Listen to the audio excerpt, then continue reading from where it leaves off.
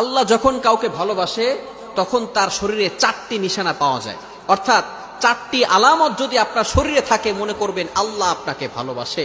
4টি নিশানা। 1 নাম্বার হচ্ছে যাদেরকে আল্লাহ তাআলা দ্বীনের সঠিক জ্ঞান দান করেন তাদেরকে আল্লাহ তাআলা মহব্বত করেন। নাম্বার 2, দ্বিতীয় নাম্বার হচ্ছে যারা বেশি বিপদে পড়ে আল্লাহ তাআলা তাদেরকে মহব্বত করেন।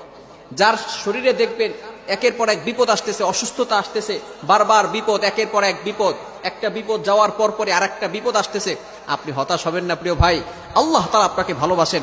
এই কোটি কোটি মানুষের ভিতরে আল্লাহ তাআলা আপনার প্রতি ফোকাস করেছেন, আল্লাহ তাআলা আপনাকে ভালোবেসেছেন বিধায় আল্লাহ পাক রব্বুল আলামিন আপনাকে বিপদ দিয়েছেন। মনে রাখবেন নবীদেরকে আল্লাহ তাআলা বিপদ দিয়েছেন।